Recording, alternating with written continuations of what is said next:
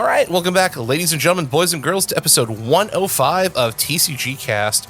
We are here, and we are going to have a lot of fun talking about a brand new, never-before-seen Disney Lorcana card that we were very blessed and very thankful and humbled to have given to us to spoil by the Disney Lorcana team. So this is going to be a really short and sweet episode because we also posted episode 104, where Dan from Main Deck came on to talk about Altered TCG. And on top of that, this is the Star Wars Unlimited special, preview for content creators. So there's going to be just an insane amount of content coming out of TCG Cast. So we're going to have a lot of fun talking about all these card games we love. But to dissect this new card with me is Mr. Gregathy, the man with a plan. How are you doing? What's up? We're returning to our Lorcana cast roots again. So for those of you who thought that maybe we were off of Lorcana, think again. And of course, the generous folks over at Ravensburger were gracious enough to give us this card reveal. So we're excited to kind of get into it and also talk about our the card game that started this podcast. So yeah, let's get into it. Yeah, it's a lot of fun. It's hard to juggle so many games all at the same time, especially when we're on the precipice of a brand new trading card game coming out, which would be Star Wars Unlimited, coming out in a month, and then Altered, which has got our attention, just started their Kickstarter, on top of Lorcana having a brand new set coming out, yada, yada, et cetera, et cetera. Like, there's just so much to juggle. But yeah, Lorcana started it all, and we're always going to be talking about it. So first off, let's just talk about this card right now. We've been hinting and spoiling and teasing all across the week about this card on Twitter, and it is going to be Amethyst Jafar, the Lamp Thief. He costs 3. He is an inkable character. 2 attack, 2 defense, or strength and willpower. This is a uncommon card. The artists are Veronica De Lorenzo and Livio, I'm going to say this one wrong, Kakator. So we have 2 artists who did a really fantastic job on this Jafar. And if you're watching the YouTube channel, we're going to have a picture of this card. If you're listening on the audio feed, this is the Jafar that's on all of the main artwork for Into the Inklands. So it's just a really cool looking card. And the special effect is called I Am Your Master Now. When you play this character, look at the top 2 cards of your deck, put one on the top of your deck and the other on the bottom, and this Jafar can quest for 2 lore. So with all of that being said, we have a Jafar character card who is very loved. Like, Aladdin is just a beloved franchise. Jafar has a lot of different cards, and this is probably one of the more playable versions. But I'd like to hear your thoughts, Greg, on what do you think about the card? Where does it stand? Is it a meta card? Is it a draft card? Is it a sealed card?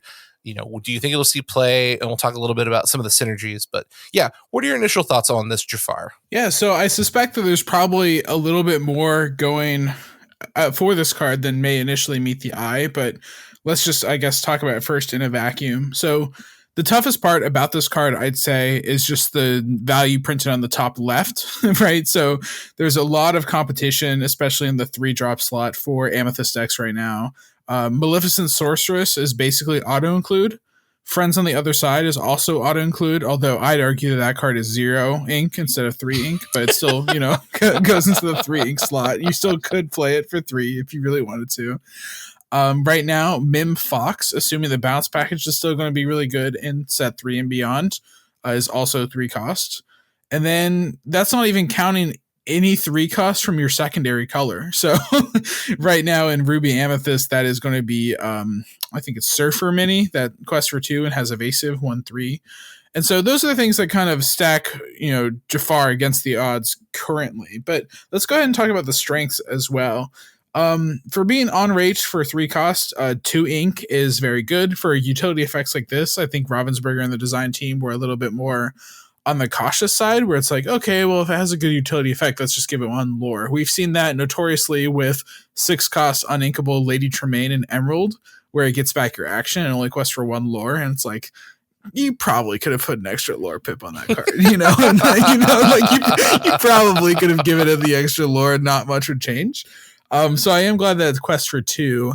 Um, and when I say that there's something probably hidden underneath the surface, is that there's a lot of cards in this set, or maybe not a lot, but definitely a few that stack your deck. The Boss is on a Roll, the new song that lets you look at top 5, put any number of them at top or bottom of your game 1 lore. So with all this, deck manipulation of looking at the top, putting it on top or bottom, I think that there may be some sort of big payoff card. Maybe something akin to like, you exert this big boss character that you reveal the top, and then you gain lore equal to the card's cost, or something like that, like ink cost, right? Something that cares about the top card of your deck. But like I said, we should talk about what's currently there within the game. So I'll kick it back to you, Sugi. What cards that currently exist from the reveals or in the game that you think synergize really well with this Jafar? Yeah, I think that's a really good question. And I did want to kind of tack on to that a little bit. We don't have all of the cards revealed in the set as of the time of this recording.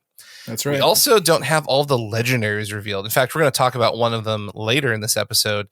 But there's still a lot of potential where we could see a legendary that just combos insanely well with this card specifically.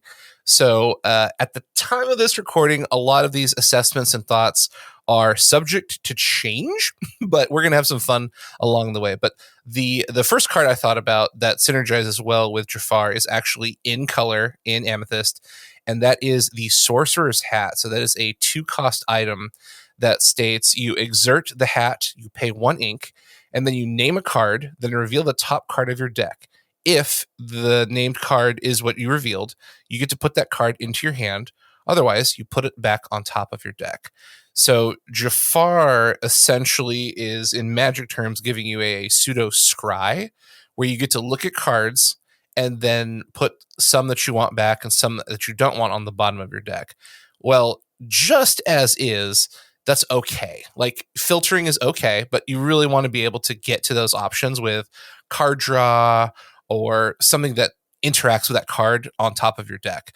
So the Sorcerer's Hat, although it's not necessarily the perfect tool, it is an interesting combination because you can set up, a turn 2 where you drop hat, turn 3, you play Jafar. Well, actually, that doesn't work because you draw that card. So maybe it'd have to be like a turn 4 play where you have the extra ink available to actually activate the hat and put that card into your hand. But there's potential for stuff like that to work where you basically load the top card of your deck and then activate an ability or an effect that says, name a card. And then if you're correct, you get to do a thing. So that's one of the more prominent cards coming specifically from Into the Inklands. Right. I will add this onto it right now. That Sorcerer's Hat Jafar interaction, you basically just cast a Develop Your Brain, which, I mean, Develop Your Brain is a pretty decent card as it is, which is good. But I think the main thing that makes Sorcerer's Hat in this combo pretty decent is that you're going to try to recur it as much as you can. And like I said, I already listed out another song that stacks your deck. There's already Ursula's Cauldron from the first chapter that does what Jafar does, but it's just on item form. So the thing about Sorcerer's Hat is that if you can recur it multiple times, you have several Develop Your Brains kind of over the course of several turns. And so, that's where the true value comes from. And it's in Amethyst too. And this is a color that's known for going pretty long. It's a color that's pretty grindy because it focuses on card draw and card scry and things like that. So Sorcerer's Hat slots really well into a deck that just is hoping to play the long game and trades 1-for-1 on cards, but it doesn't matter because eventually you're going to overwhelm them with having more cards. Yeah, and if you're able to use cards to return the Jafar to your hand, like Arthur, which says whenever this character quests, you may return another chosen character of yours to your hand to gain 2 lore. You could do some, bounce combos. You can also use the Madam Mim package to, keep returning Jafar, keep using him in tandem with the hat. There's a lot of interesting back and forth potential. And shout out to Literal Bounce from set 2, the Emerald card that allows you to return one of your own cards to return an opponent's card. That card, I think, has been overlooked quite a bit, but I cast it recently at locals and was able to return a Sad Beast to hand, and the opponent was the opponent looked like the Sad Beast on the card. I'll say that much. That's pretty disgusting. You could also use Bibbidi Bobbidi Boo to play the Jafar, like bounce the Jafar back onto the field because Bibbidi Bobbidi Boo says return chosen character of yours to your hand to play another character with the same cost or less for free. So you can play Jafar, bounce it with Bibbidi Bobbidi Boo and get the same effect. So you can keep filtering through that deck as much as you want. Again, these aren't specifically meta items that we're talking about. We're just trying to find interesting synergies because we don't know what the meta is going to look like without A, having a full set reveal, and B, having time to kind of explore that space. So that's always something we recommend to our listeners. Whenever you see a new card, you don't always want to just put it through the filter of, does this work with the current meta? Because the current meta could shift. Yeah, it could turns out we're getting 214 new cards, ladies and gentlemen. Like the game. Yeah, we now have 33%. Yeah, 33% of the game is going to be Into the Inklands cards. So yeah, it's important to think about it in context as well. Yeah. Also, if you're not playing competitively and you want to have fun, that's another good thing to do. But because most games are generally focused on having fun. But the other big thing that we kind of talked about before we recorded the podcast that Jafar interacts with interestingly well is the legendary Mufasa from Rise of the Floodborn. And if you don't know what that ability is, it's called the Sun Will Set. When this Mufasa character is banished, you may reveal the top card of your deck. If it's a character card, you may play that character for free and they interplay exerted. Otherwise, put it on top of your deck. So you could do an interesting combination of things where Amber is notoriously known for having bodies, and Amethyst is notoriously known for filtering, drawing, and kind of manipulating and stacking the cards on top of your deck. So you could set yourself up where Jafar looks at the top two cards, you pick a character, put it back on top, put the other card on the bottom of your deck, use the Mufasa. When the Mufasa is banished, then you get to reveal the top card. Oh, look, it's a character that I've pre-selected using Jafar, and now I get something for free. And that could be a lot of things. Like, you could get another Mufasa, you could get maybe a dwarf, you could get a Snow White, you could get a Moana, you could get a Cinderella. There's a lot of, even if you stick with like Amethyst, there's a ton of cool bodies you could pull off of that as well. So there's some interesting combo lines that Jafar can enable. But the more I think about it, the more I kind of agree with you, Greg. I feel like there's maybe another item or another character that can interact with Jafar to make him much more interesting. The Meta Mim package, if you do the bounce combos, I think that's pretty nice that you can just keep recycling him and digging deeper through your deck to hit the cards you really, really want to see. Yeah, exactly. And especially in Ruby Amethyst decks where so much of your game plan is contingent on just seeing one copy of Be Prepared. I played a game at Locals recently where I saw like 28 cards, including the mulligan, of course, but 28 cards against the Mufasa aggro deck, and I just couldn't pull through the win just because I never got my board wipe. So just being able to continuously look through your cards and being like, Jafar will get me there eventually, some way, somehow, is awesome. And, of course, Sugi, when you first pitched this idea of TCG Cast, being able to talk about more TCGs than just Lorcana, I told you that I would do it, but only if I'm allowed to make Duel Masters references here and there. So if you allow me, since we talked about Mufasa Betrayed Leader, I want to give you my tinfoil hat theory about Steve Warner and this particular piece of cardboard. So I guess to give a little bit of background, Mark Wooden, also known as Raijinku, he is pretty well known if you're in the space, Kaijudo player, which is a reboot / reimagining of Duel Masters that was released in the West around 10 or so years ago. And for the record, Duel Masters is my favorite trading card game / Kaijudo. It's the same rule set. So I always get super excited when I'm allowed to talk about it. So if you're willing to indulge me. Again, so Raijinku, also known as Mark Wooden, asked Steve Warner kind of the Duel Masters or Kaijudo cards, in this case, that he's designed. There's 3 that I want to highlight. One of them is called the Hive Queen. So it's an evolution. It kind of works like how Shift works in this game. However, it removes ink drying. So think about it like if you evolve something that's just been on there this turn, you can swing with it. You can, you can attack / quest / challenge. I'm trying to put things in Lorcana terms because I assume that's what our audience is most familiar with. Mm-hmm.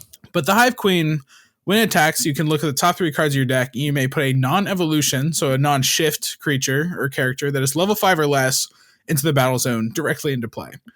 All right. So that's I see some similarities here. We know that Steve Warner designed the Hive Queen. It's about putting a card into play for 0 cost. Okay, I wonder if there's something here. Let's look at another one, right? Steve Warner's also designed Herald of Infernus, a 5 cost armored dragon in red that says when this creature wins a battle, which is essentially winning a challenge, you may put a non-evolution dragon from your hand to the battle zone. Imagine playing Maleficent on turn 6. Absolutely broken. Absolutely crazy. Steve Warner, our lead designer, made this card.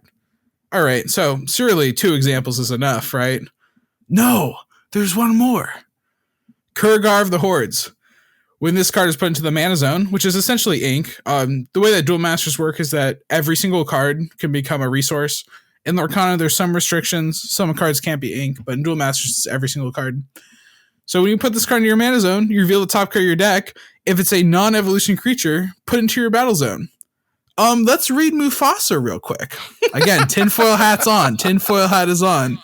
When this character is banished, you may reveal the top card of your deck. If it's a character zone, you may play that character for free, and they play Enter Exerted, otherwise put on top of the deck. So, we know that the 3 Kaijudo cards are Steve Warner's design. My tinfoil hat theory is that this is a test design made by Steve Warner that made its way to the printers. Now, do I have any basis for my claim? I mean, all I know is that he's designed these Kaijudo cards for a fact because the man himself has said it. And this card, seems to be what Steve Warner likes in a card. It seems like he has a particular proclivity for printing cards that allow you to skip out on costs and play things for 0. So, I kind of want to, we'll turn this podcast, we'll tweet at Steve Warner, see if we get a response. But I'm personally saying I'm like 95% sure that this is a Steve Warner design that saw print straight to the printers. But I don't know. Do you think I'm onto something here, Sugi? Am I crazy? Let me know. All right. Well, I mean, you're setting us up for one of the easiest segues in the history of podcasting ever. Oh, no. Which is going to lead to the announcement of a Mickey Mouse trumpeter. Uh-huh. And speaking of cheating things out for paying almost Speaking nothing, of secret Steve Warner test designs. Yeah, Steve Warner making cards come out way faster and cheaper than they should be. So if you haven't been on Twitter, this is a steel Mickey Mouse. It costs 4 ink. It is not inkable. It has 0 strength, 1 willpower, and it's a legendary rare, which we hinted at earlier, and a very simple but very, very powerful gnarly effect. Bugle Call, exert the Mickey Mouse, pay 2 ink, play a character for free. As in, if it costs 1, 2, 3, or 3 million, all you have to do is exert this Mickey and pay 2 ink, and you can just lay it down on the field for 0 additional cost. Steve is starting to show up here, I think. Steve's cooking. Yeah, we'll have to ask him via Twitter if he's done this one. Yeah, hopefully. When that tweet comes out, fellas, do your part and give it some retweets, give it some likes. I am very, very curious. But when it comes to this Mickey card, I, for one, welcome our goofy Night for a Day control overlords. And that's basically all I got to say. He's very vulnerable. If your opponent has Tinkerbell, he is dead. Any kind of damage. He has 1 willpower. He has nothing to defend himself. Oh, here's a question. Is there a location revealed as of yet that gives ward to something? Yes. Okay. Which color is that in? All right. So the card that you just referenced is called Fang. River City, it costs 4. It is inkable. It's in Emerald. It has 6 willpower, and it costs 2 ink to move to that location. It produces 2 lore naturally, and it states characters here gain ward and evasive while at this location. So you can't challenge them unless you have evasive, and you can't do anything with activated ability special effects because ward makes them untargetable.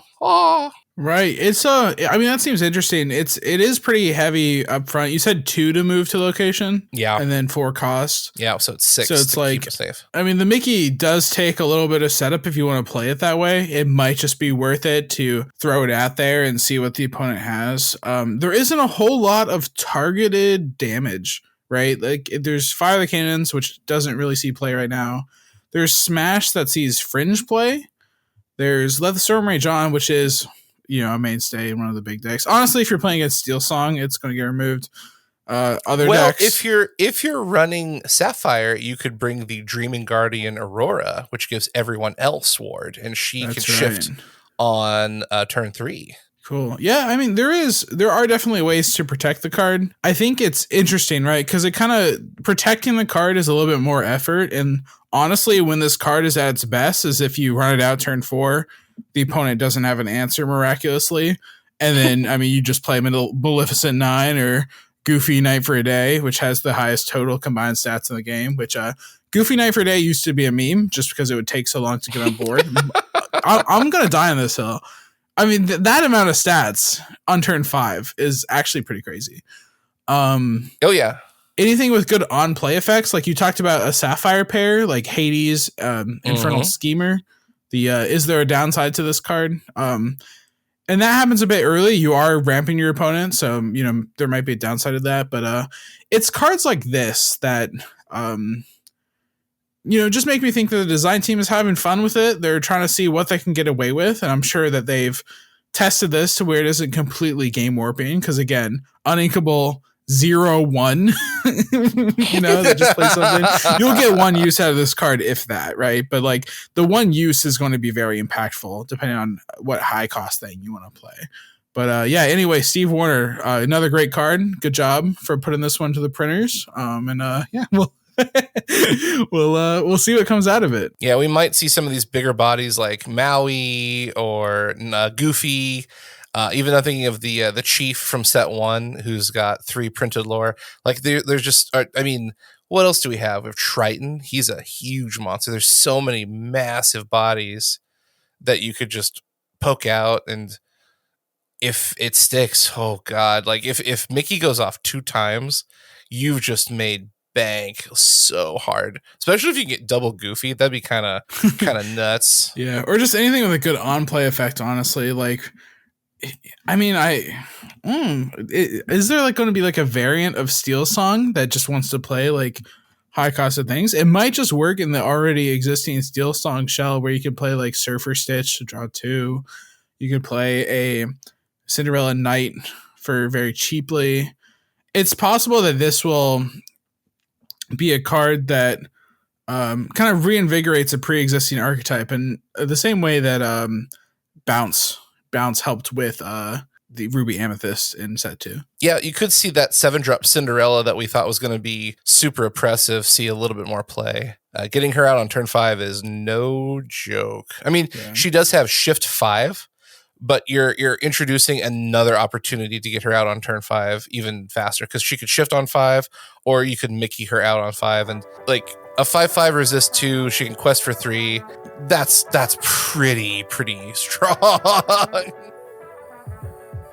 Thank you so much for listening to this episode of TCG Cast. We appreciate each and every one of our listeners for joining us on this week's episode. If you'd like to help the show out, definitely make sure to follow us on our social media accounts such as Twitter and Facebook at TCG Cast. Also, you can help support the show by picking up your trading card game accessories and singles at our sponsor, alchemistrefuge.shop. This is one of our favorite places to pick up cards for Lorcana, Pokemon, Magic the Gathering, and soon, Star Wars Unlimited.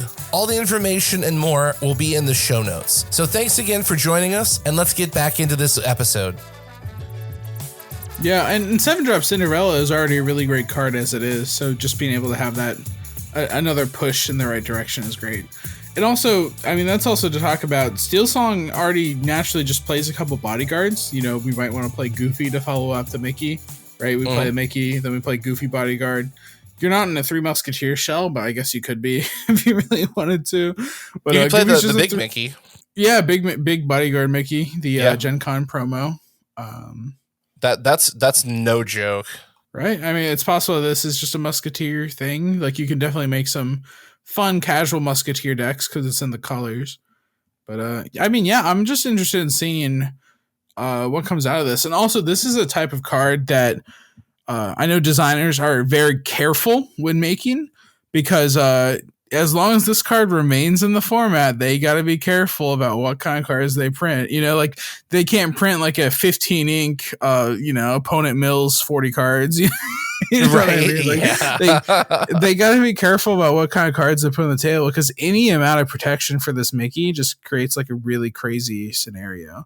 I remember in since we're TCG Cast, I can now talk about other card games, which is awesome. But in the Dragon Ball Super trading card game, there is a card called Chain Attack Trunks, and that would allow you to I play remember something. this. Yeah, that was Yeah. 15,000. I think the powers in the thousands. And that would allow you to play a card called Zeno the Plain God for free, basically. And Zeno the Plain God is a card that probably was never meant to be played as early as turn 3, but here it is anyway. Here's what Zeno the Plain God does. 7 costs. When you play this card, negate all other battle card skills, then choose all cards in both players' hands as well as all their battle cards and return them to their deck. So it's like a complete reset. Shuffle both decks afterwards, then both players draw 5 cards.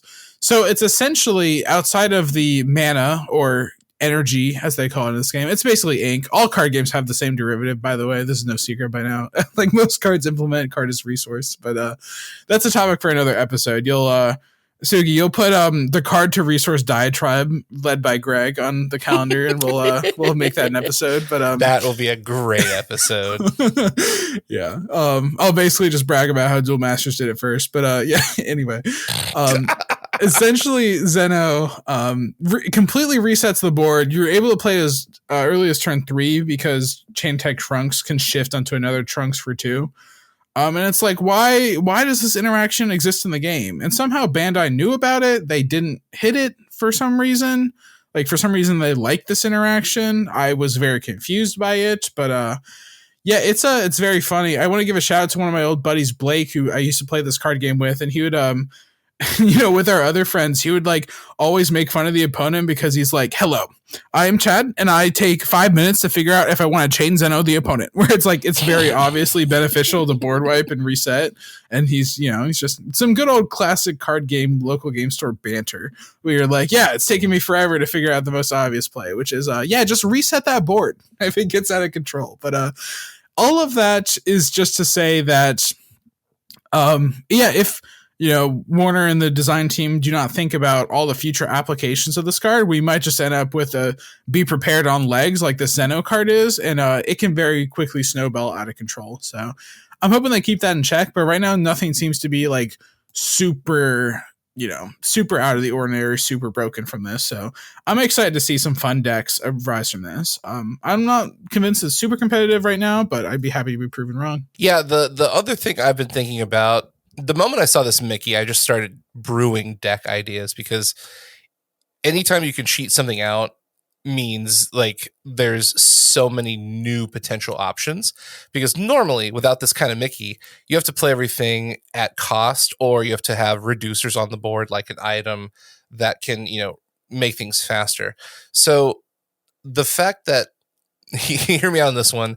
We also have a really cool card called Morph in the set, which allows you to use that morph like a Ditto from Pokemon. So anytime you shift, you can shift off of the morph as if the morph was the original intended target. So if you have a Sad Beast, Morph can be a Beast. Or if you have a Cinderella, Morph can be a Cinderella. Or if you have a Milo Thatch, Morph can be a Milo Thatch. Well, there are a significant amount of shift targets in Steel and Emerald. So I think it'd be kind of fun to use Morph plus Mickey as ways to get these big shift targets out, because if you get the Morph online, then you can shift at the discount. If you can't find the Morph, you can use the Mickey to cast the big body Big for free. Cheshire Cat, for example. Yeah. So you've got Big Cheshire Cat at 8. You've got the Milo Thatch at 7. You've got the infamous Sad Beast at 5, or you can shift him at 3. We were talking about Cinderella, who you can shift. There's a ton of interesting options. Again, I'm not super worried right now about the meta viability. I just want to have some fun and try some new things. And if it works out and it is meta, that's great. If it's not, that's also fine. There's a new Helga Sinclair that was revealed. Normally, she's a 5 cost. She can shift for 3. There's just all of these interesting shift targets, and using a combination of Morph and Mickey to essentially either cheat or create more consistency. I think that's pretty cool. I don't know how it'll work exactly, but there's enough in the pipeline that I think we could find some really interesting deck permutations where you're just super consistently shifting into a big body or using Mickey to cheat them out. And that's hard to deal with. Right, exactly. And the morph card is really interesting.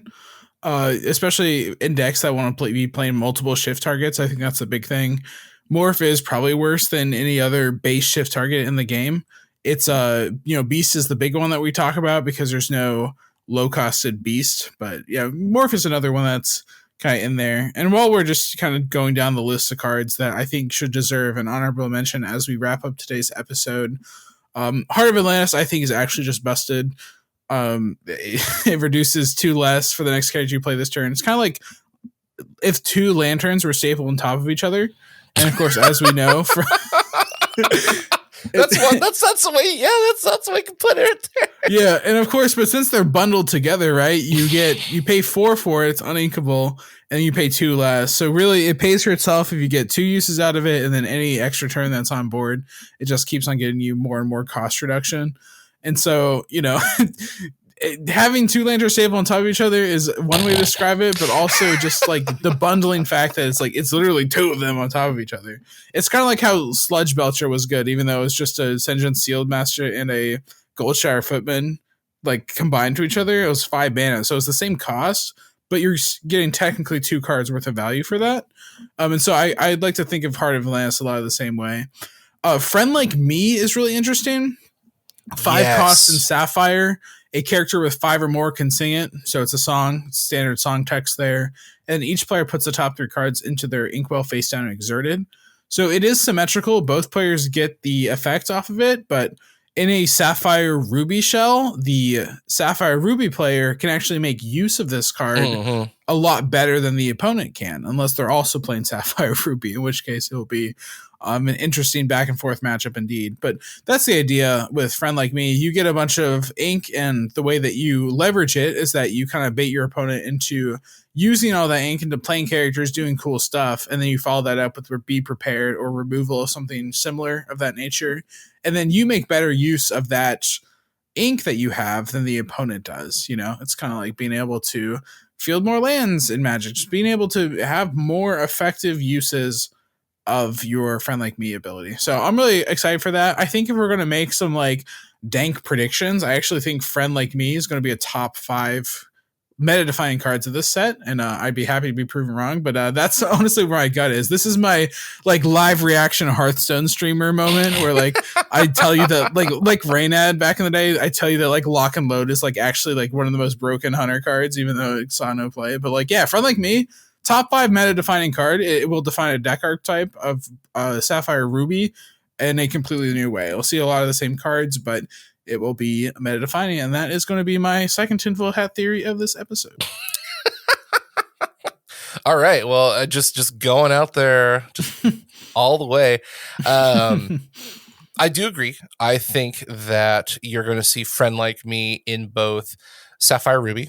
I also think you could get some gas out of Friend Like Me with the Amber Ariel, where she digs for songs and she has Singer 5. You've got a lot of potential things you can do in Amber, especially now that we're starting to see the 101 Dalmatians shell. I think that could be interesting. It's not cheap, but if you're getting a bunch of ink into your Inkwell, so one of the cards that's interesting is 99 Puppies. It's an action that costs 5. Whenever one of your characters quests this turn, you gain 1 lore, so you're instantly getting value. You've got Dalmatian Puppy, and there's a bunch of iterations, but it just says you can have up to 99 copies of Dalmatian Puppy Tailwagger in your deck. It's a 2-cost, 2/3 body that quests for 1, but if you play 99 Puppies, it quests for 2. And then you've got Pongo. Once per turn, you can pay 2 to reveal the top card of your deck. If it's a character card, put it into your hand. Otherwise, put it on the bottom of your deck. So you can keep digging for... There's obviously the theory where you bring, Pongo and just puppies, and you're just digging for puppies. And then you have your 99 Puppies action ready to fire off. And you're just going to have a bunch of characters loaded to the ground. You're going to have like your 1-cost Lilos, your puppies, and you're just going to dig, play a big board, and then quest for a bajillion real Why fast. is it always Amber that gets these weird gimmick character based decks? We got it in Snow White last set, and it's Dalmatians. It's always Amber. Yeah. Oh, and don't forget your favorite, Captain Piglet. So while you have 2 or more other characters in play, he gains +2 lore. So he's for a the 2 record. cost. If this card gets an enchant, I'm buying 4 of on release week. Oh my gosh. So yeah, you could have like the piglets inside. You pull those up. If you have puppies and Lilos and a bunch of, small low to the ground things, the piglet has 3 lore. And if you have 99 puppies, the action online, he quests for 4. Is it meta? Probably not. Is it funny? Oh yeah, totally. Like it's a really cool theme deck where what do you think the secondary color of this deck is going to be? For what? For 99 puppies, because right now we've just talked about Amber cards. Probably Amethyst to draw. Yeah, probably. How many puppies is the question? 10? Yeah, something like that. There's no way 99 is good. 99 is just like, haha, 101 Dalmatians.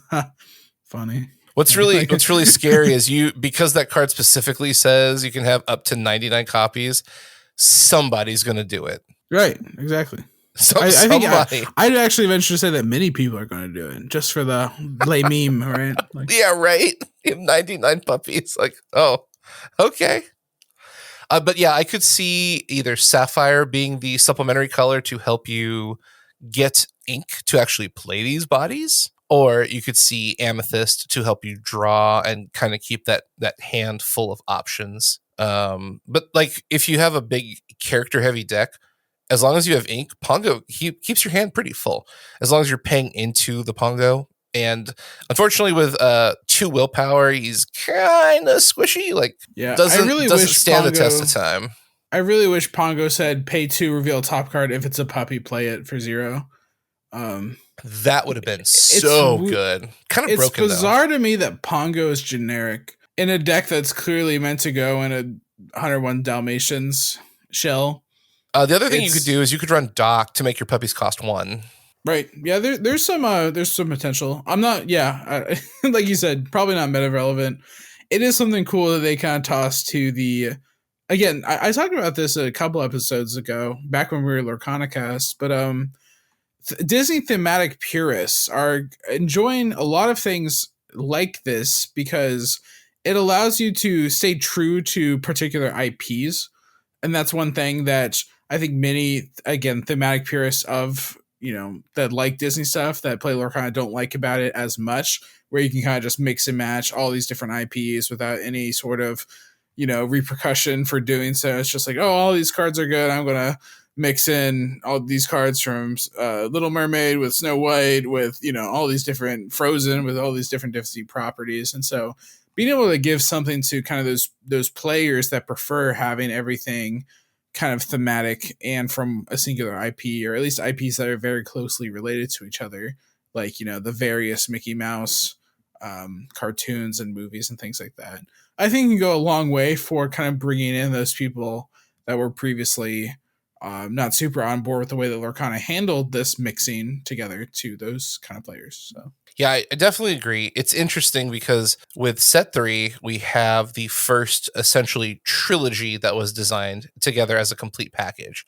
So we can see, if you were from the older days of Magic, it was called a block. So you had 3 booster sets designed together as one block. So we're about to see the end of the first Lorcana block with these 3. And now that we're going to move into the 4th set, I'm really interested to see where they go, because we're seeing a lot of movies. We're seeing some Disney afternoon properties. They're hitting some classics that are really beloved, like Atlantis and Treasure Planet. But then we're also getting things from like The Rescuers, because we've got Bernard, Bianca, and Orville, and like that's totally cool. But we've also got Tailspin, and then Frozen, and Mickey Mouse, and Pluto, and also, hot take, I think Dive Bomb is one of the strangest looking pieces of artwork in all of Lorcana.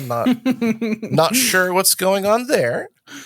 But then we have like Huey, Dewey, and Louie from I think it was the 2017 reboot of DuckTales. So, I mean, like, there's just so much. It's great. And where's the Life is Like a Hurricane song card? Well, they haven't revealed it yet. We might get that. I would hope so.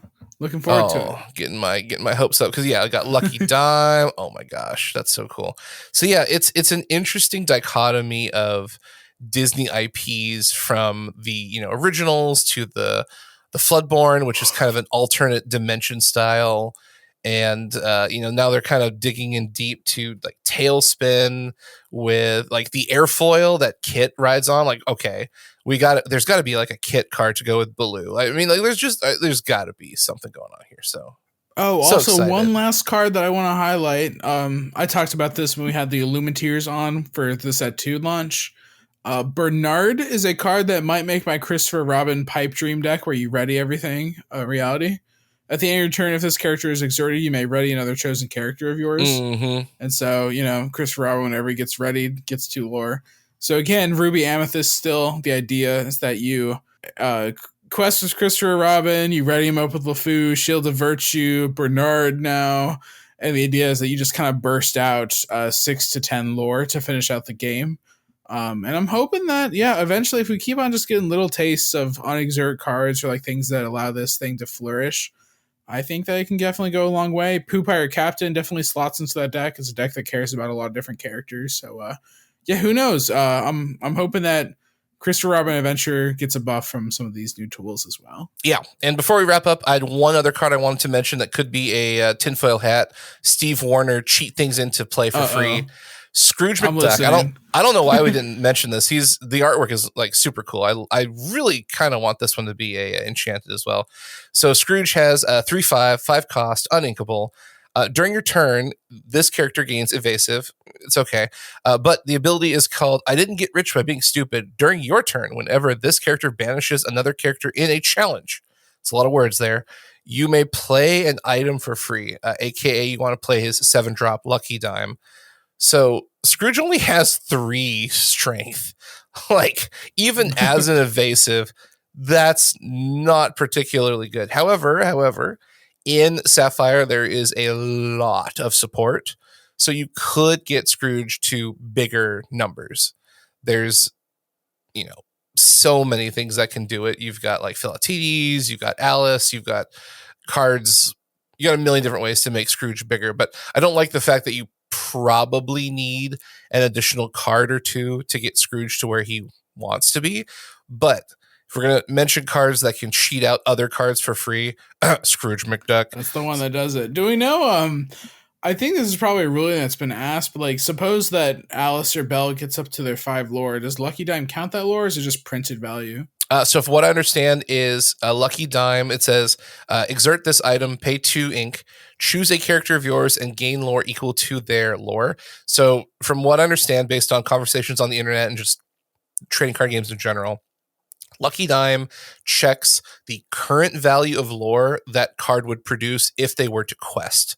So there's tons of questions, like there's that Flynn that has 4 lore printed, but he has a reduction in lore based on parameters. I think it's like cards or characters in play or whatever. So it's not, Lucky Dime isn't looking at the printed value, it's looking at the production value. Like if you were to exert this card and create lore, is it 1? Is it 6? Is it 4.5?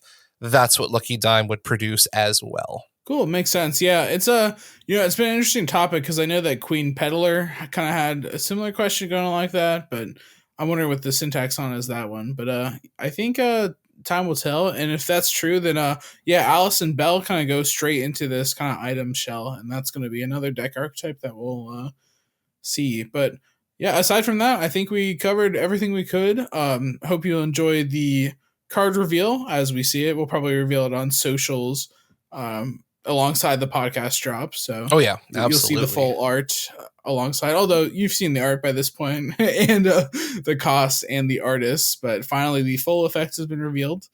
And is there anything else you want to add, Sugi, before we kind of wrap up here tonight? Yeah, stay tuned to TCG Cast. We have got a lot of trading card game stuff coming up in 2024 between, Lorcana releasing a set in a couple of weeks. We're going to a Star Wars Unlimited content creator event in 2 days, and then the game is releasing in a month. We were just getting super pumped up about Ultra TCG.